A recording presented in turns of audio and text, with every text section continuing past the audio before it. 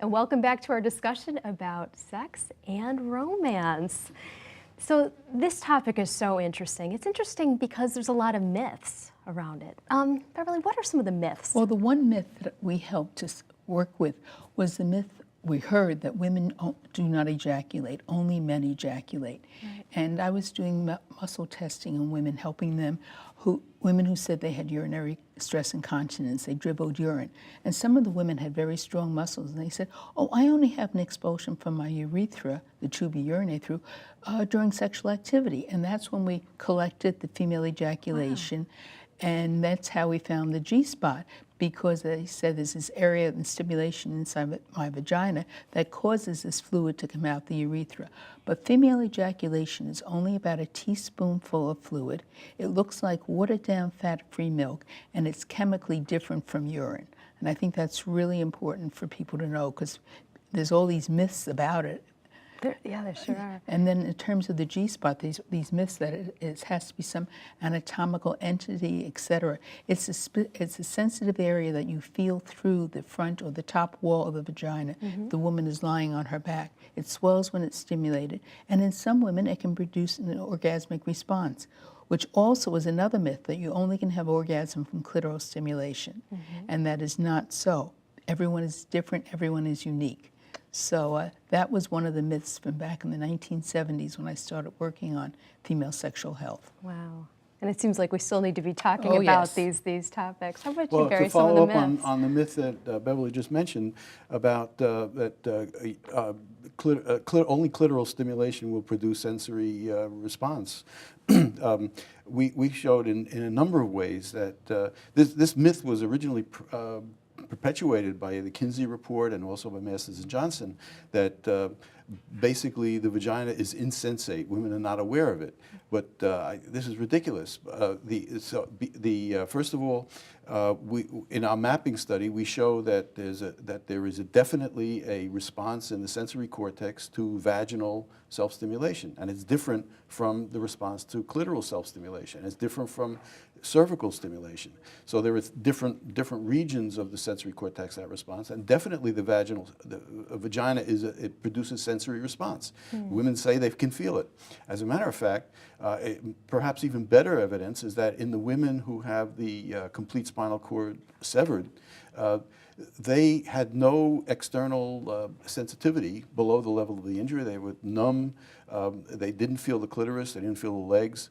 However, when they applied stimulation to the vagina, they did feel that. So, in other words, it's not even vaginal stimulation. Maybe some people say that vaginal stimulation is only perceived because it indirectly stimulates the clitoris, but that's not the case, because if they couldn't feel the clitoris, they could feel the vagina.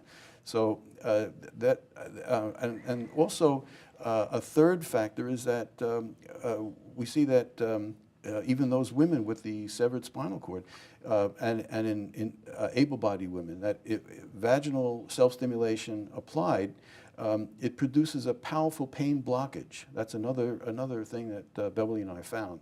Very profound pain blockage produced by vaginal stimulation. They can feel it, and it blocks pain. So that's further evidence that there's definitely sensory response to vaginal stimulation. And we believe the adaptive significance of that is that it attenuates the pain during childbirth.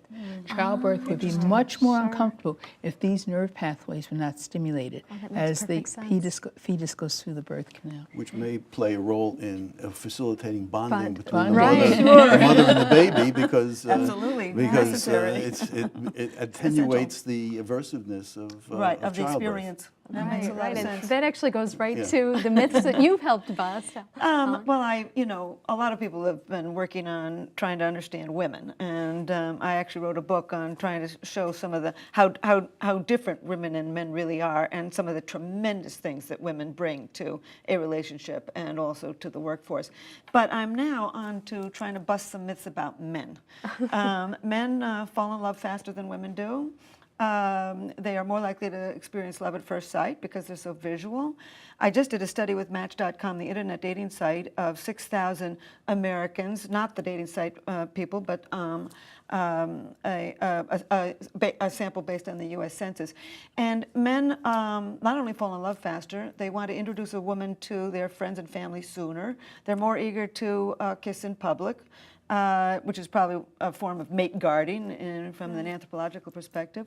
They're twice as likely to want to move in the first year. They're more likely to want to share their money with their partner. They're less likely to want to go out with their male friends than women are to go out with their female friends at night. They're about 80% of them would just be pleased if women asked them to marry them instead of the reverse. They're just as eager to commit as certain parts of the age, the life cycle. They're more interested in having children. And, you know, I think that we've been spending so much time looking at myths about women, and it's time to understand the other half of the human race. Yeah. And it seems like if there's that connection, if you're totally marinating in dopamine because you're so hot for your partner, is there something that's connecting your areas of research? Would the experience of sort of the connection around sex be very different? Would there be something different in terms of the way they relate to each other? Can I just say, when you're madly in love, certain parts of the prefrontal cortex that have to do with decision making, the blood flows out of the brain, not in it. In other words, you. So I'm sure that sexuality plays a role, but also in terms of love. I mean, this is a drive, a basic mating drive, and it can be extremely powerful. Actually, I would say that it's even more powerful than the sex drive, only because people don't kill. You know, you go and you casually ask somebody to have sex with you, and they say, no, you don't kill yourself. Around the world, people pine for love, they live for love, they kill for love, and they die for love. It's one of the most powerful systems in the brain. Oh, interesting. So with that, you had mentioned, you know, talking to your girlfriends. So when I knew I was doing this panel, I had quite a few conversations with girlfriends. And you know, when you get together with your girlfriends, they have a lot of questions. So if you don't mind, may I ask you just a couple questions? And actually, I think, Helen, the first one's going to go to you. Some of my single friends who are a little bit curious about this whole online dating, they're suspicious of it. Do you have a sense of whether this is a good idea to find the one true? It's exactly, you know, the human brain hasn't changed in 200,000 years. Love hasn't changed. What these dating sites are, they're not dating sites, they're introducing sites. And in our day and age, we're not marrying the guy we met in high school or the girl we went out with in college or even in our early 20s. And so as you get older, and of course because women are extremely well educated, neither sex is going to put up with a bad marriage, and you see more divorce throughout the life course. So, you know, somebody who's older in their 40s, 50s, 60s, and 70s, they're not going to stand in a bar and wait for the perfect boy to come by. And this is a nice 21st century, safe, cheap, easy way to meet the guy next door, actually. So I would certainly recommend it. It's okay to do. 1 out of 5 new partnerships today in America start with meeting somebody online, and 1 out of 6 new marriages start with somebody who's met online. So it's working. That one's okay. And actually, I think the next question would be, Beverly, to you, and it's really about this idea of the goal of orgasm. I know some of my I mentioned that in the first segment, and that is we have found that the expectations of a sensual or sexual experience can be looked at as either goal-oriented or pleasure-oriented. In goal-oriented, I use the analogy of a staircase where each step leads to the next. A look, a touch, a kiss, caress, penis and vagina intercourse to the top step of the big O or orgasm. And people who are goal-oriented and don't reach that top step don't feel very good about the whole process. Whereas people who are pleasure-oriented, I use the analogy of a circle, where any activity on the perimeter of that circle can be an end in itself. Sometimes holding hands, cuddling, can be the most satisfying experience, and it doesn't have to lead to the goal of orgasm. So I try to help people to look at what are they expecting of this sensual and sexual experience, and to be able to communicate to their partner, well, this is what I really like. I love this, and this satisfies me. And to be aware of that themselves and to communicate to their partner, I think is extremely important. And that sounds like a good thing for that later phase of attachment, Absolutely. right? Yeah, Right. but I wouldn't overlook sexuality in older people. No, let's keep going on that one. Not at all. And actually, I did have some questions about women who maybe are still a little goal-oriented. Some friends who were saying that they do have a hard time climaxing. So, Barry, maybe to you about vaginal stimulation. Is there sort of a what to do if they have a hard time achieving orgasm? Well, actually, there's very little known, or virtually nothing known, about why are some people anorgasmic. Why can't they experience orgasms? And we're actually studying that.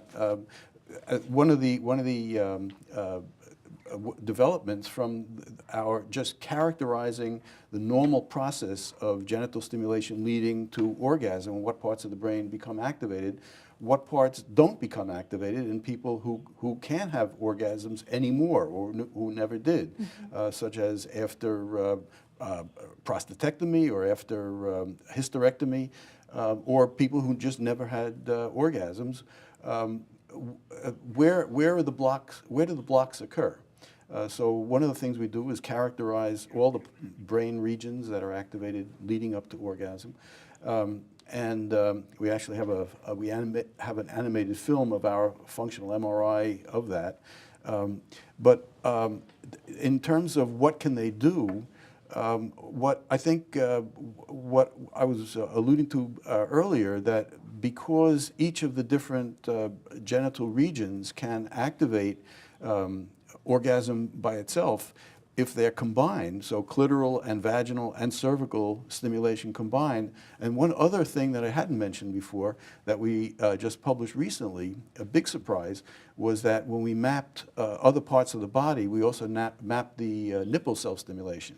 And we found, to our surprise, that nipple self-stimulation activates the same part of the brain as the genital region.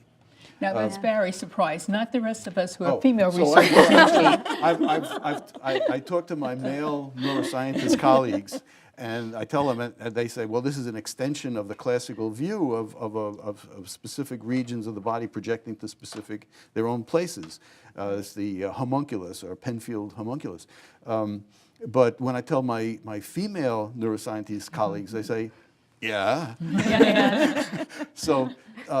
So that could be another source to add breast or nipple stimulation to vaginal, clitoral, and cervical stimulation.